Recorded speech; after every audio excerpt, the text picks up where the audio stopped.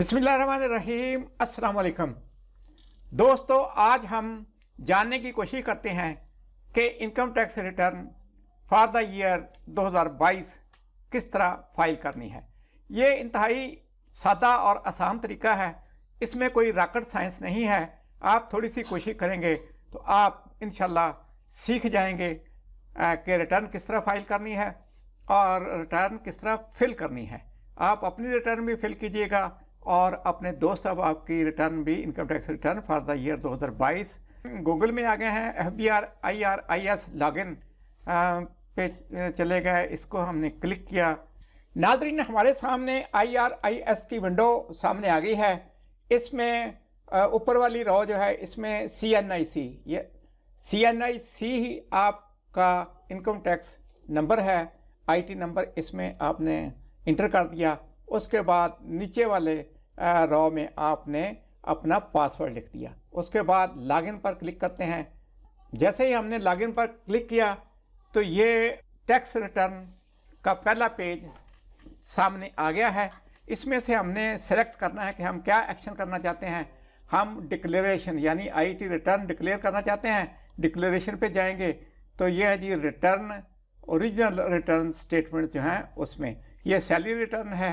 और salary return हमने करनी तो गवर्नमेंट सर्वेंट की इनकम टैक्स रिटर्न ही है, लेकिन ये सैलरी रिटर्न फॉर इंडिविजुअल्स की बजाय normal return individuals AOP company, इसको हम खोल लेते हैं क्योंकि इसमें ज़्यादातर ऑप्शन हैं कि आप अपने पर्टिकुलर ज़्यादा अच्छे तरीके से शो कर सकते हैं, रिफ्लेक्ट कर सकते हैं। इसको हम क्लिक करते हैं जी। जैसे ही हमने क्लिक किया तो आ गया जी सिलेक्ट पीरियड।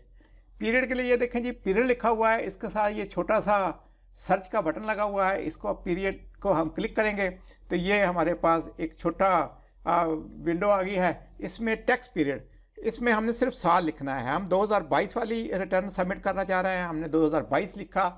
उसके बाद हमने इसको सर्च किया तो ये आ गया है 1 जुलाई 2021 से 30 जून 2022 तक। इसको हम सिलेक्ट कर लेते हैं।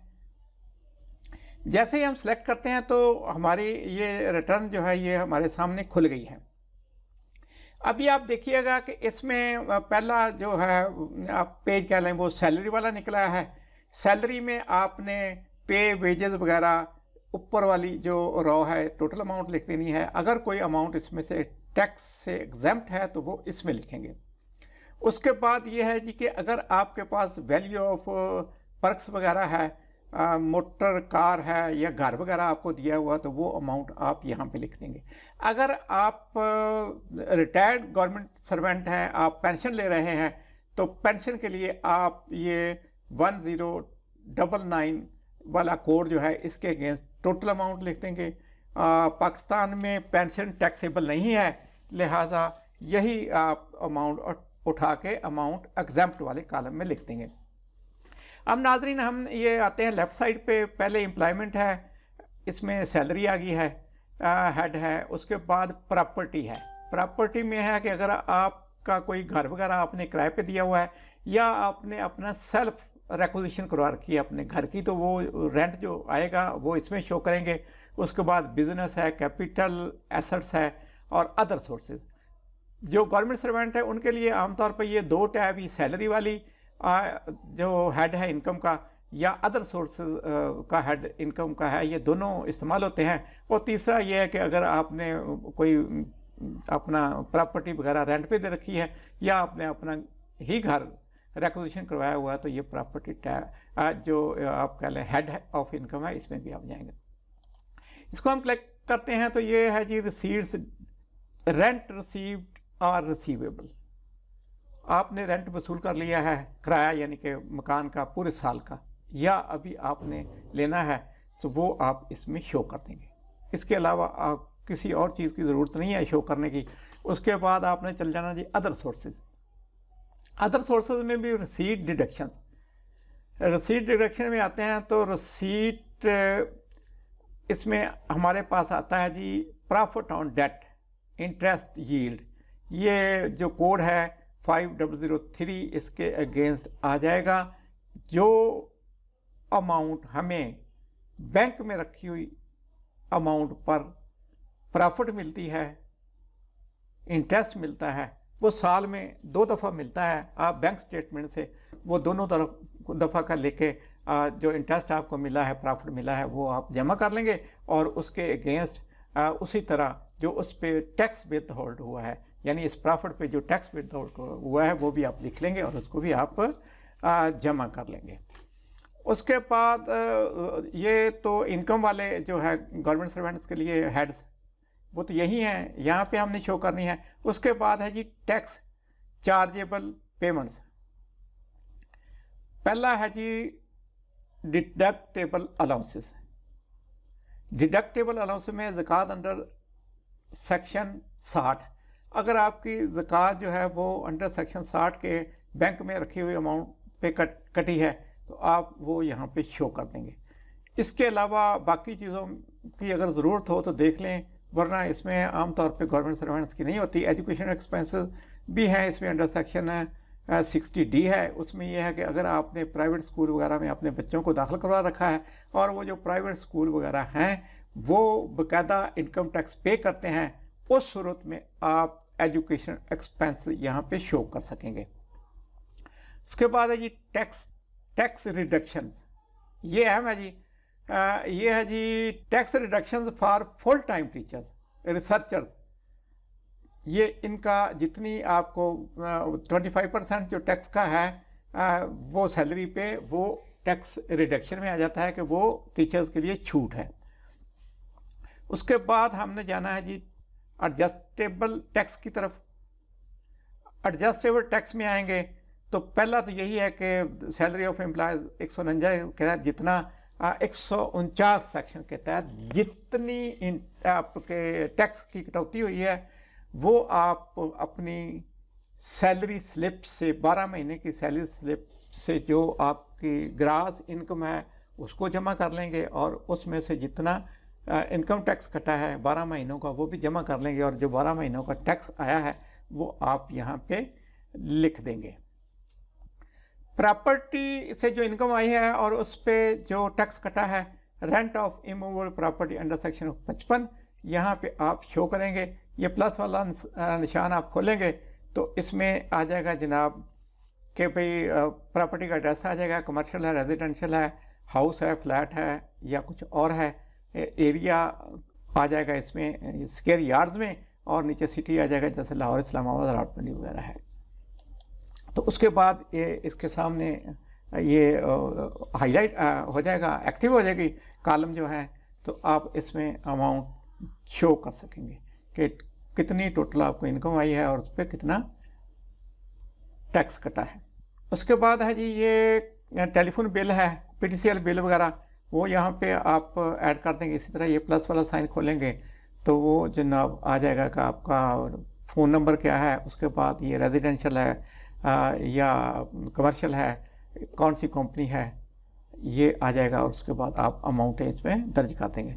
उसके साथ ही है जी प्रीपेड टेलीफोन कार्ड। आमतौर पे हम लोड अपना जो है मोबाइल में करवाते हैं तो उस पर भी टैक्स कटता है, वो आप मुतलका कंपनी से टैक्स डिडक्शन सर्टिफिकेट ले लें, उसको इस कॉलम में आप ऐड कर देंगे। उसके बाद है जी प्राइवेट, आपने अगर कोई गाड़ी वगैरह रखी है तो उस पर आप टोकन टैक्स अदा करते हैं, तो वो जो टोकन टैक्स है वो आ जाएगा जी private vehicle tax under section 234। ये आ गया जी, कोड है 6413/0003। तो इसमें आप ये इसको खोलेंगे तो आ जाएगा जी कि आपकी जो ANT रजिस्ट्रेशन नंबर क्या है, प्राइवेट है, कमर्शियल है, मेक आ जाएगा, इसका मॉडल आ जाएगा, इंजन कैपेसिटी वगैरह आ जाएगी। आप वो वहाँ पे लिखेंगे, सामने ये एक्टिव हो जाएंगे कॉलम, उसमें आप अमाउंट्स दर्ज कर देंगे। उसके बाद आ जाता है जी फाइनल फिक्स्ड टैक्स। ये है जी फाइनल फिक्स टैक्स। इसमें आ जाता है जी कि जो आपको प्रॉफिट मिला था, profit on debt under section 7B, amount not exceeding 5 million. अगर 5 मिलियन से कम अमाउंट है तो सैलरी वालों की ज़ाहिर है जी कि वो तो सैकड़ों या हज़ारों में अमाउंट होती है जो उनको प्रॉफिट मिलता है, क्योंकि इतनी पैसे तो बचत होती नहीं है, तो वो आप यहाँ पे लिख देंगे। इसी तरह ये प्लस के निशान पर क्लिक करेंगे तो इसकी डिटेल आप दर्ज करने के बाद उसके बाद आपने लिख देना है कितना प्रॉफिट मिला था और कितना उस पर टैक्स कटा है। अभी नेक्स्ट जो है वो है वेल्थ स्टेटमेंट है। वेल्थ स्टेटमेंट में आपको चाहिए होंगे कि आपके अखराजात कितने हैं, कि अगर आपने कोई रेंट पे किया है, रेट, टैक्स, चार्जेस, सेस वगैरह। टैक्सेस में ये आपकी सैलरी में से जो टैक्स कटा है, या आपने मोबाइल फ़ोन पे कोई टैक्स दिया है, या आपने प्रॉपर्टी पे कोई टैक्स दिया है, तो वो सारे जमा करके इस कॉलम में लिख देंगे। व्हीकल रनिंग मेंटेनेंस है, आपकी मोटरसाइकिल चल रही है, आपकी गाड़ी चल रही है, तो उसकी मेंटेनेंस के सालाना कितने खर्चे हैं, यानी उसमें पेट्रोल का खर्चा है, इंजन ऑयल चेंज करने का खर्चा है, या बाकी मेंटेनेंस के अखराजात हैं। इसके अलावा अगर आप अपनी गाड़ी के अलावा ट्रैवलिंग करते हैं तो उसके जो एक्सपेंसेस हैं, यानी कि आपके बच्चे वगैरह स्कूल जाते हैं और वो ज़ाहिर है कि वो वैन शैन या रिक्शे वगैरह लगा रखे हैं, तो उसकी अमाउंट आप यहाँ पे लिख देंगे। इलेक्ट्रिसिटी आप 12 महीनों के बिल जुलाई 2021 से लेकर जून 2022 अब वो आप जमा कर लेंगे, या लास्ट बिल जो जून वाला है उसी में से आपको 12 महीने का मिल जाएगा, तो आप उसको जमा करके लिख लें।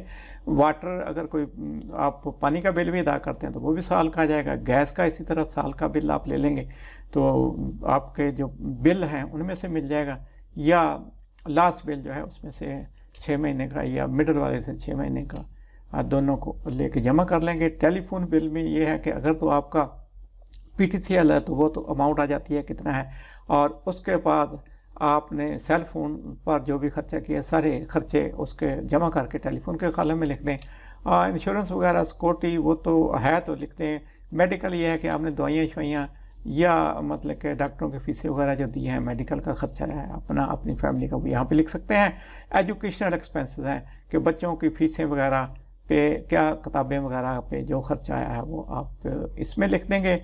फंक्शन, गैदरिंग, क्लब वगैरह ये तो हमारे जैसे लोगों का होता नहीं है। डोनेशन, ज़कात, नोटी, profit on debt, life insurance, premium etcetera, अगर आपने इस पे कोई पेमेंट की है, ज़कात इसमें आ सकती है, डोनेशन आ सकते हैं। प्रॉफिट ऑन डेट वही कि जो आपने को बैंक से प्रॉफिट मिला था उस पर जितना आपका कटा है टैक्स, वो आप यहाँ पे लिख सकते हैं। Other personal house hold expenses, इसके अलावा घरेलू अखराजात बहुत से हैं, खाने पीने के हैं, दीगर चीज़ों के हैं, वो आप यहाँ पे दर्ज कर सकते हैं। इसके बाद है जी contribution in expenses by family member. अगर आपका कोई बच्चा, बीवी या कोई और भी कमाता है और कमाने के बाद ज़ाहिर है कोई घर में खर्चा करता है, तो अखराजात ज़ाहिर है आपकी इनकम से तो ज़्यादा हो जाएंगे, तो उसको मीट विद करके जो अखराजात वो इसमें कंट्रीब्यूट करते हैं यानी हिस्सा डालते हैं, वो आपने लिखने हैं। और ये सारी चीज़ें जो है आप इनका डाटा जो है वो इकट्ठा कर लें। उसके बाद है ये पर्सनल एसेट्स लायबिलिटीज़। अगर तो आपने पहले ही रिटर्न फाइल कर रखी है तो उसके लिए ये है कि आप वहाँ से लिख देंगे एग्रीकल्चर प्रॉपर्टी कितनी है, वो पहले अगर है तो आ जाएगी। उसके बाद है जी कमर्शियल इंडस्ट्रियल घर वगैरह है जी, उसका कितने का है वो आप का दर्ज कर दिया गया जी। उसके बाद है जी बैंक वगैरह में आपकी कितनी अमाउंट पड़ी हुई है, वो बैंक अकाउंट वगैरह साथ लिखेंगे, दर्ज कर देंगे। उसके बाद मोटरसाइकिल है इन साहब के पास, वो जितने की आई थी वो लिख दी। अगर वो गाड़ी वगैरह है तो उसका भी वो नंबर शंबर लिख के गाड़ी को भी यहाँ पे आप शो करेंगे। उसके बाद है जी प्रीशियस आइटम्स।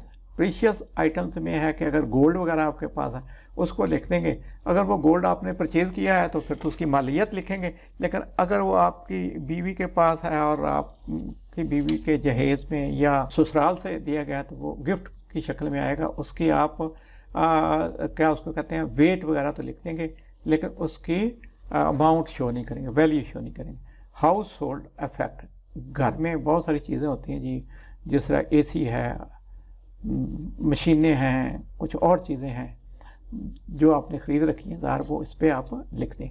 उसके बाद पर्सनल आइटम्स हैं, आपका मोबाइल है जी, उसके बाद आपने कोई कैमरा वगैरह ख़रीद रखा है, आपने लैपटॉप वगैरह ख़रीद रखा है, वो सारा इसमें आ जाएगा। इसके बाद कैश नॉन बिजनेस के वो कैश जो आपने जमा करके रखा हुआ है, बल्कि इसमें वो अमाउंट भी शो कर देते हैं कि अगर आपने किसी को उधार वगैरह दिया हुआ तो वो भी आपके पास एक तरह से कैश ही है कि वापस आ जाएगा। और उसके बाद एनी अदर एसेट अगर कोई है तो वो लिख दिया जाए, तो उसकी तफसील आपको लिखनी पड़ेगी। ठीक है जी, ये हमने वो इंपोर्ट प्रीवियस रिटर्न की थी जिस हवाले से ये डाटा जो है वो आ गया है। उसके बाद रिकन्सिलेशन ऑफ नेट एसेट्स है, इसमें नेट एसेट्स प्रीवियस ईयर वाले तो आ गए हैं।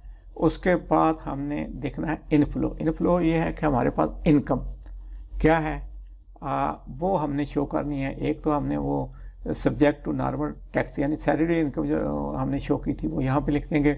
अगर कोई उसमें ऐसी इनकम भी हमने शो किया है कि जो एग्जाम्प्ट वाले कॉलम में थी उसको हम यहाँ पे अलग से लिख देंगे। फाइनल फिक्स टैक्स जिस तरह वो हमें प्रॉफिट ऑन डेट आया था वो अगर कोई इनकम है तो वो यहाँ पे शो कर देंगे। उसके बाद है जी कि फॉरेन रिमिटेंसेस, अगर आपका कोई बेटा भाई वगैरह बाहर हैं वो आपको पैसे भेजते हैं तो वो पैसे जो हैं वो फॉरेन रिमिटेंस में आप शो कर देंगे। इनहेरिटेंस है कि अगर कोई ऐसी प्रॉपर्टी है जो विरसा में मिली है या विरसा में कोई पैसा वगैरह आया है तो वो आप यहाँ पे लिख देंगे। अगर किसी ने कोई गिफ्ट वगैरह दिया है तो वो भी आप यहाँ पे आ जाएगी। अगर डिस्पोजल ऑफ एसेट्स, आपने कोई इमूवेबल प्रॉपर्टी है, कैपिटल गेन वगैरह है, उनकी फ़रोख्त की है, उससे जो हसूल हुआ है, वसूल हुआ है, वो आप यहाँ पे लिख देंगे।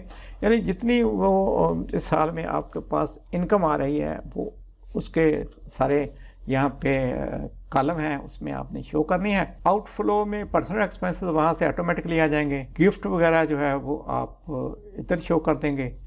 अदर्स में भी अगर कोई अमाउंट खर्चा है तो वो इधर लिख देंगे। Loss on disposal of assets, अगर आपने प्रॉपर्टी जो है ज़ाहिर है वो जो आपके एसेट्स हैं उसमें तो आप डिलीट कर देंगे उसको, जब आप बेच देंगे डिस्पोज ऑफ कर देंगे तो ज़ाहिर है उस पर अगर तो कोई प्रॉफिट आया तो वो प्रॉफिट की शक्ल में आएगा। अदरवाइज़ अगर उसको उसमें लॉस हुआ है तो वो जो लॉस है वो आप यहाँ पे लिख देंगे। उसके बाद आप इसको जब भी कोई चीज़ लिखते हैं तो आपने कैलकुलेट, हर पेज पे ये कैलकुलेट की टैब है, इसको आपने क्लिक करना है, 2 दफ़ा क्लिक करना है तो पूरी की पूरी वर्किंग जो है उसकी आ जाएगी। अब अगर कोई अमाउंट आपके अखराजात आउटफ्लो, इनफ्लो और आउटफ्लो में फ़र्क आ रहा है और वो कहीं मतलब कि एसेट्स में जाकर रिफ्लेक्ट नहीं हो रही तो वो अमाउंट यहाँ पे आ जाएगी। तो आप इसको रिकनसाइल करेंगे, देखेंगे कि कहाँ गलती हुई है तो वो गलती आप दुरुस्त कर लेंगे। दोस्तों, आपको इनकम टैक्स रिटर्न के चीदा नकात से आगाही दे दी है। एक तरह से आपके पास आउटलाइन आ गई है। इसके बाद हम रिटर्न में प्रॉपर डाटा इंटर करेंगे, उसके बाद रिटर्न को कंप्लीट करेंगे और सबमिट करना सीखेंगे। ये वीडियो बहुत ही लंबी हो जाएगी, लिहाजा इसके सेकंड पार्ट में अमली तौर पर हम रिटर्न फिल करेंगे। उम्मीद है आपके लिए अगली वीडियो भी इंतहाई मुफीद साबित होगी। अपना ख्याल रखिएगा। अल्लाह हाफ़िज़। पाकिस्तान जिंदाबाद।